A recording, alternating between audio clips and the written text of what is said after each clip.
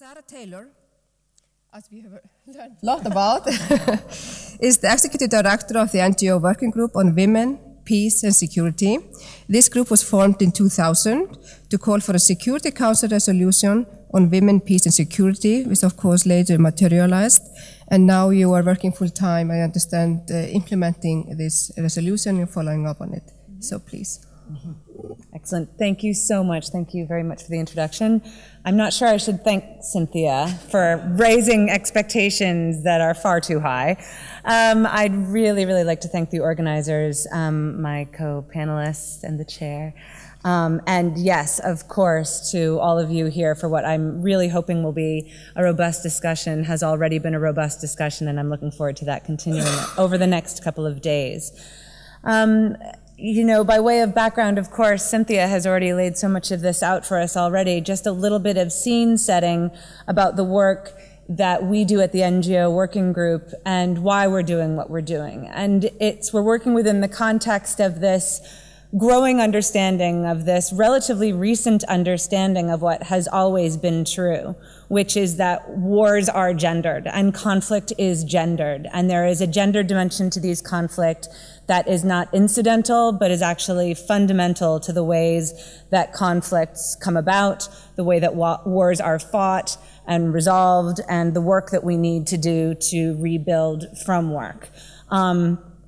And, you know, the sort of tropes of war and the mythologies of war that once you start looking at them are so distinctly gendered, it's taken us a really long time to recognize the fact of that purposefulness of that gendering, the fact that that is not incidental. The more and more academic work, the more and more policy work that has gone into recognizing and trying to address that purposefulness or that non-incidentalness of the gendered nature of conflict has really increased with startling rapidity over the last sort of 15 years or so. As mentioned, the NGO Working Group, which is the group that of 16 international NGOs that I coordinate, you know, our group came together before I started there in 2000 to help harness this sort of global push for a Security Council resolution, which was 1325, adopted unanimously in 2000 for a Security Council resolution on women, peace, and security. And that itself was the result of several world conferences on women that had a growing recognition of the gendered nature of war and conflict. It was itself the sort of product of the Beijing 95 World Conference on Women that had in Section E of the outcome document deals specifically with some of the gendered components and specifically the impact of conflict on women, and the fact that the sort of way this breaks down is, you know, women face particular protection concerns, are impacted and experience particular types of violence during conflict. They're simultaneously, the work that they do preventing conflict is not recognized. They're excluded from efforts to resolve conflict and are often excluded and kept out of programs to rebuild post-conflict. So those sort of core components are at the work that we do in New York, pushing the Security Council, which has been so much of the discussion that we were having this morning, pushing the Council and other policymakers to recognize that at the core of this mandate on international peace and security, the maintenance, we would say, the assistance, maintenance of international peace and security must be what can feel like this abstract discussion around the gendered nature of conflict. And so what I wanted to do today was to talk a little bit about, a little bit more concretely about women, peace and security, and of course, you know, women's rights in the context of conflict and intervention. Because I think we really need to challenge ourselves when we're talking about intervention and make sure that we're not once again forgetting to do a gendered analysis of the issue of intervention. So I'm going to ask you to keep 3 questions in mind as I'm just going through some examples of interventions over the last decade or so. Some more recent than others, and some are actually within the same country, or some are actually exventions, I guess. And those 3 questions are in this, are sort of generally this. What are the conditions under which we as an international community recognize that women's rights are at the core of peace and security to the degree that this prompts some kind of intervention? In other words, what is done in the name of women or in the name of women's rights? When do we as an international community not take this action, despite a clear need and responsibility to act specifically regarding women's rights? In other words, what is not done in the name of women's rights? And finally, when do we as an international community act or not act on behalf of, instead of at the behest of, or in partnership with, women, the women and the communities that we are talking about? In other words, how often are we culpable of making policies, of holding negotiations, of taking decisions, of designing programs that are about them instead of with them? When are women prevented from doing things and participating in these actions in their own names and in the name of their own rights? So I'd just like you to hold those questions in your head as we're sort of going about this.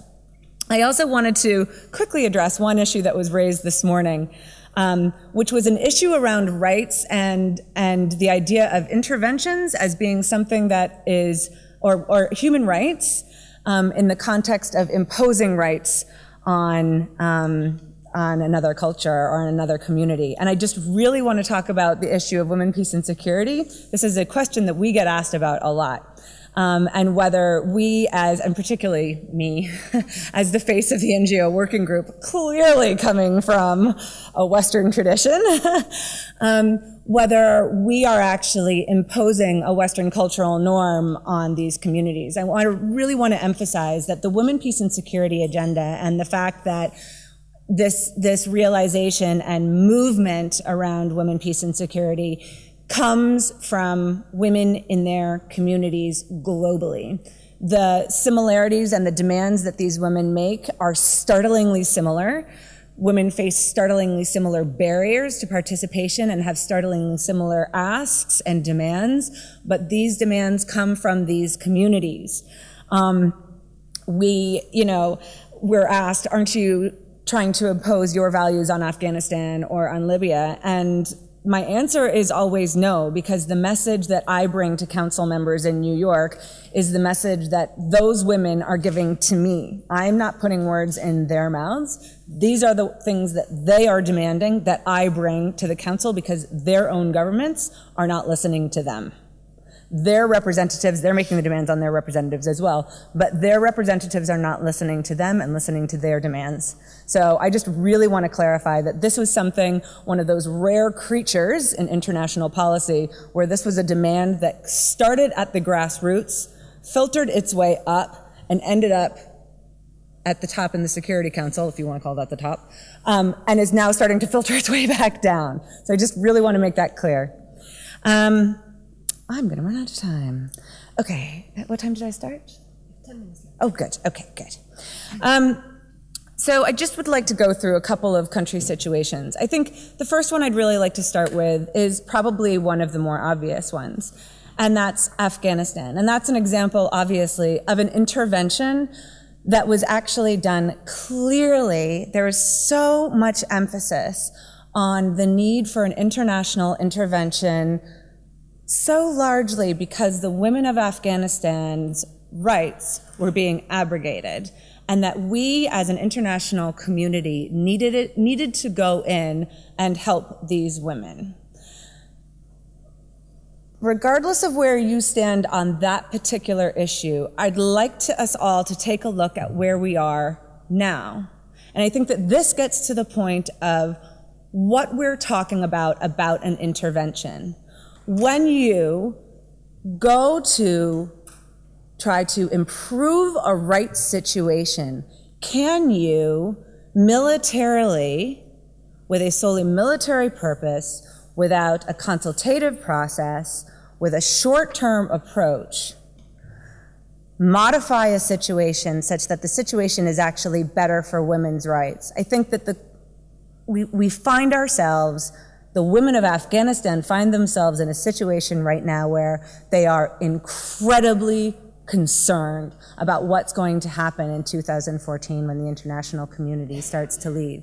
I think you look at the attacks on women's human rights defenders, murders of women human rights defenders, particularly at the leadership level.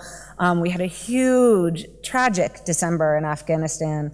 A number of women were assassinated just for the fact that they are actually women human rights defenders. Sexual violence is still a huge problem in Afghanistan. There are laws on violence against women. Those laws are not implemented. Women are really targeted in Afghanistan. So I think when it provides one of the most obvious cases for what's done in the name of women, but at the same time needing to ensure that we're actually following through on, if we're going to do something in women's name, we need to make sure that we're actually doing these things for women, not using women's rights as an excuse for a military intervention for another purpose, but rather thinking through what is it that's actually going to improve the status of women in their communities. I'd like to talk about a different kind of intervention, and I'm not sure how many of you are up to speed with the revision of the United Nations peacekeeping mandate in the Democratic Republic of Congo. But that mission mandate was actually recently revised to contain something that is actually extraordinary, has never been done before.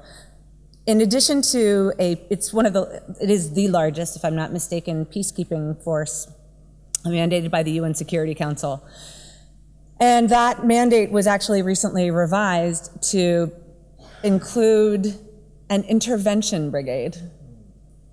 Now, this is the first time that a UN peacekeeping force has actually been mandated to take military action, to be an active engager in an armed conflict. The situation in the DRC is complex, is fluid, is ongoing. But this is an intervention. There's the violence there, including horrific attacks on women, high levels of sexual violence and conflict, abrogations of women's rights. Again, once again, women have been completely, often, repeatedly left out of, as have many other groups, have been left out of and actively excluded from peace agreements, trying to resolve the situation. Displacement levels from the violence that's taking place in North and South Kivu. But there's now going to be an actual intervention brigade, a blue helmet intervention brigade. The concern here is, where is the thinking around what that intervention brigade, an additional military actor in an already highly militarized area, what are going to be the ramifications, particularly for women who are so vulnerable already? Will they face additional displacement challenges? What are the services that are going to be in place for them when there are so few services already in an incredibly low capacity environment? What are the opportunities, and what has been the consultation there for something that is so untested? This is something so new. It's my ringtone.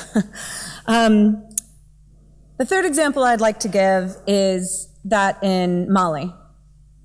More than a year ago, there was a coup in the capital of Mali, a political crisis that was compounded by the outbreak of armed violence in the north. The outbreak of armed violence in the north was part of that. A large part of that was, of course, gender-based violence and sexual violence, including sexual violence and conflict. Women organized rapidly. There's actually a very, very strong women's civil society movement in Mali. They're very politically active. They mobilized immediately around the coup, seeking to be part of the civil society movement that was seeking an end to the political crisis there, raising the alert around the sexual violence in the north. Unfortunately, those groups found it extremely difficult, despite being very politically active, despite being very politically organized, found it extremely difficult to gain access to the negotiations to resolve the political crisis, were sorely underrepresented and only managed to get represented after, shall we say, pulling quite a few strings and sort of forcing down the doors, rather than knocking on the doors, to the mediation and negotiation attempts. There's been an intervention by France. The United Nations is currently in the final stages, it's understood, of rehatting some of the troops that are already in place, some of the troops that are already in place from ECOWAS and AU, I believe it is, into a United Nations peacekeeping force there. And once again, the question has to be asked, what has been the consultation with those women's groups? Has there been consultation with those women's groups about what needs to happen in a mandate for another UN peacekeeping mission there? Excellent. For another UN peacekeeping force there.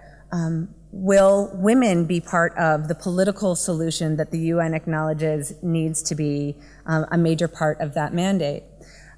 Will the troops there, this is a key issue, will the troops that are going to be brought into this force, will they be vetted for prior violations of human rights to ensure that we're mitigating any potential for additional human rights violations by another armed actor in Mali? Again, so I will wrap up as I've been given the 2-minute warning. I'd like to refer to my colleague from India's point this morning or this afternoon, who made the point that about development and the context of development, which is that development efforts that are poorly planned can be worse off can make conditions worse for those who are poor. It can actually make them poorer. And I'd just like to make the point that despite the best of intentions, interventions that are poorly planned can make things worse for those for whom we're trying to intervene. And that holds true particularly when we're talking about women's rights. Women's rights are, and women are, as we know, and this is why we have a resolution on women, peace, and security. This is why we have the Convention on the Elimination of All Forms of Discrimination Against Women. This is why we need particular attention regarding women's human rights, because women tend to be one of the more vulnerable groups, particularly or at-risk groups, particularly in times of conflict. And I'd also like to talk about the fact that the responsibility to protect is incredibly important, but just to remind us that as we're talking about the third pillar, military intervention is not our only option, and that we need to be looking at the entire toolkit, that we need to be holding the Security Council. This is, of course, my work, so I'm going to talk about the Council, but the Council needs to be held accountable for its entire range of tools in its toolkit. It needs to be held accountable for addressing women's human rights whenever it's talking to its special envoys and mediators. It needs to be asking questions about women's human rights when it gets briefings from its SRSGs. They need to be holding women's rights as part of the prevention efforts, small though they are, that it engages in. They need to be demanding that gender be part of its disarmament, demobilization, reintegration programs. All of those things, even though they don't sound like intervention, are issues that ensure that women's rights are embedded in all efforts at conflict resolution, post-conflict rebuilding, and hopefully conflict prevention, all of which we would hope mitigate the need for intervention in the first place. I'm going to conclude. And I'm going to leave you, and I hope we can have a robust discussion about this, as I say, just by reiterating those 3 questions that I posed to you at the beginning. What is done in the name of women's human rights? What is not done in the name of women's human rights? And what are women being prevented from being done in their own name? So with that, I thank you very much, and I look forward to a great discussion.